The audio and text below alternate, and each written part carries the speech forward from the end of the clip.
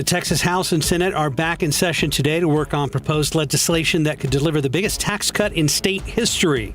Yesterday, they reached a compromise deal that could save homeowners up to $1,400 a year on property taxes. NATO summit gets underway today with fresh momentum after Turkey withdrew its objections to Sweden joining the alliance. That development comes as President Biden and the leaders of NATO ally nations take up a critical agenda, including Ukraine's ongoing war and potential NATO membership for Ukraine. The summit wraps up tomorrow. Lawyers of former President Donald Trump asked the court to postpone the trial for the document case against him because of the upcoming election. In a late-night filing yesterday, the attorneys said, in part, quote, proceeding to trial during the pendency of a presidential election cycle will create extraordinary challenges in the jury selection process, end quote. The Justice Department is asking for a trial date in mid-December.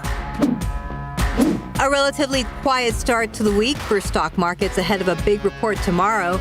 Monday, trading saw the Dow finish 0.6% higher, and the S&P and NASDAQ each close up 0.2%. Tomorrow morning, we're going to get a new look at inflation, and then earnings reports start coming out later this week. The Senate Judiciary Committee is expected to vote later this month on a bill that would create a new code of ethics for the Supreme Court.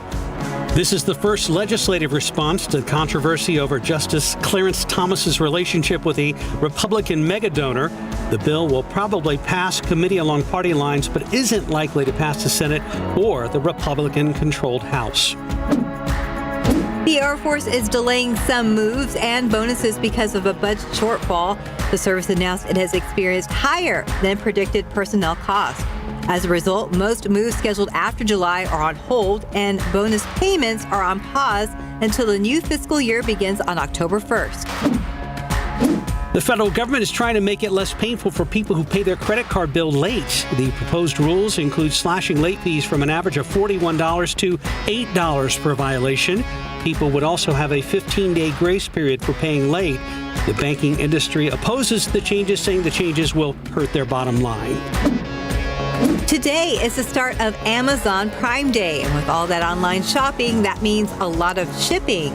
But some retailers are now deciding free shipping is costing too much. Places like Macy's, Neiman Marcus, and Saks Fifth Avenue have been raising the minimum amount you need to buy before free shipping will kick in.